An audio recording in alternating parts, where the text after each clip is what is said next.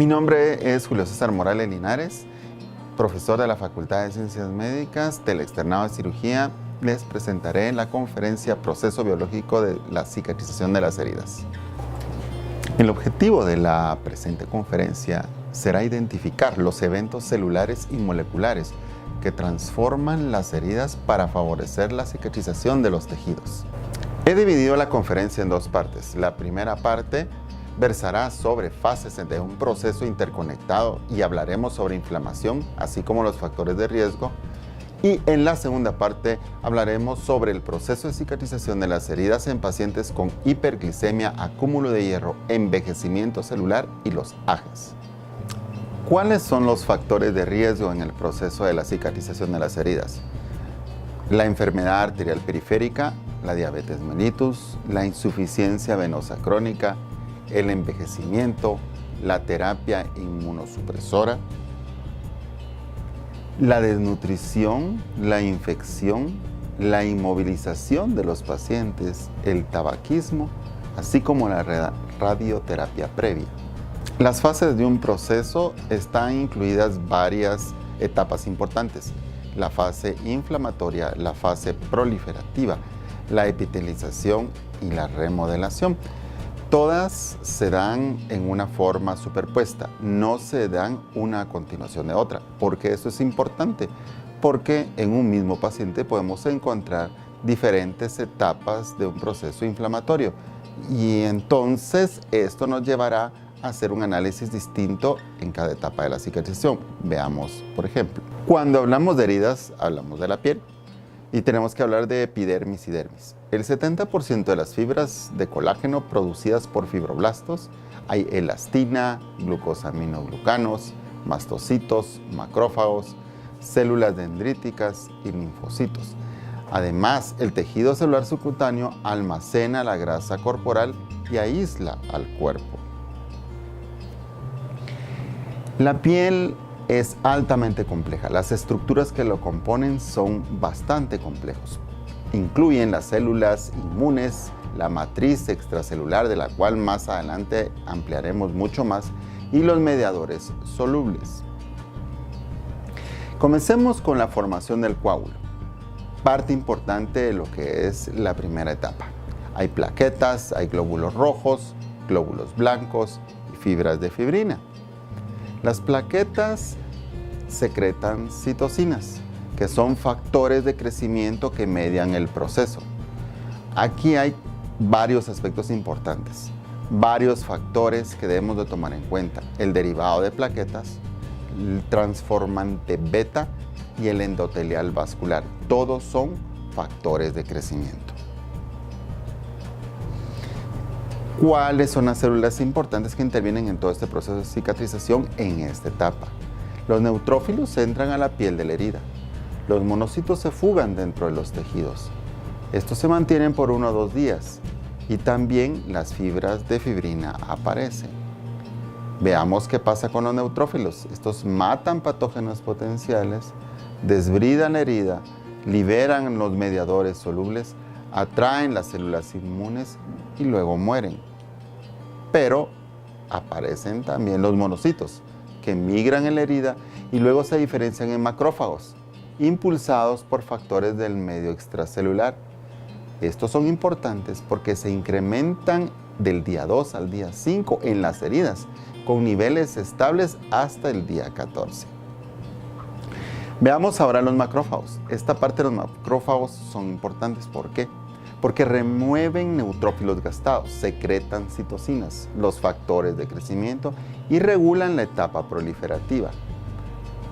Además, estimulan la producción de fibroblastos, de queratinocitos, de células endoteliales, hasta que se diferencian y proliferan y migran.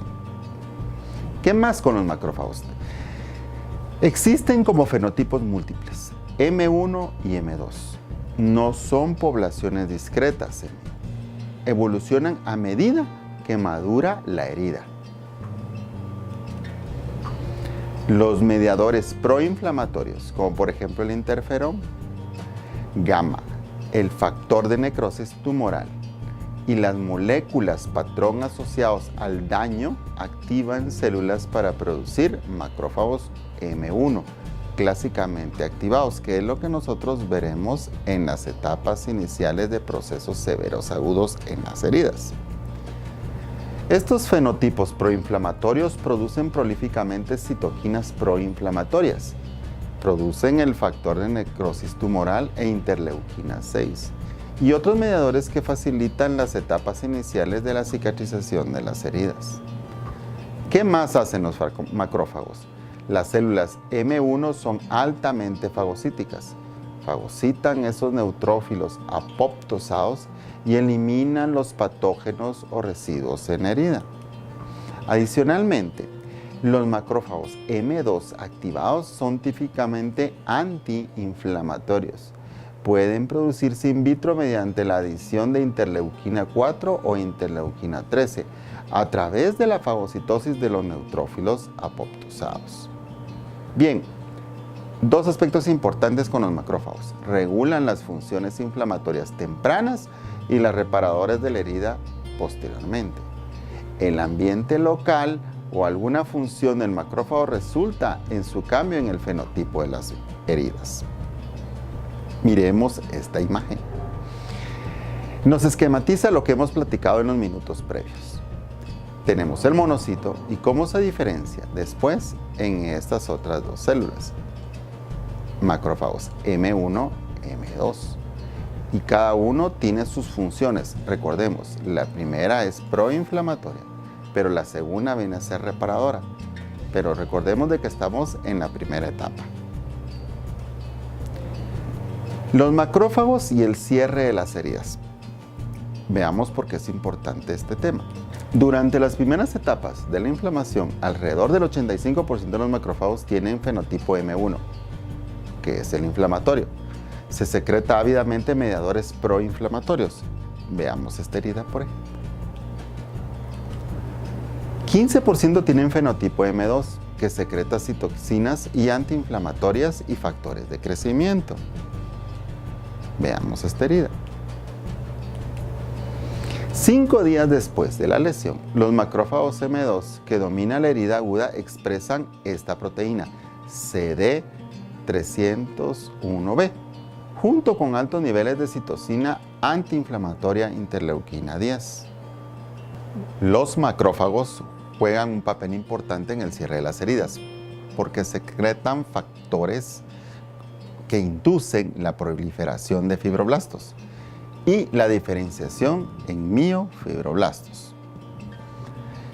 Son responsables también de la producción de colágeno en la herida.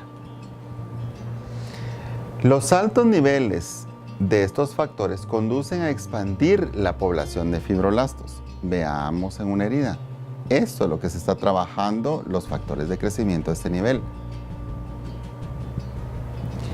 Hay mayor secreción de colágeno, reforzando la herida, como podemos ver acá.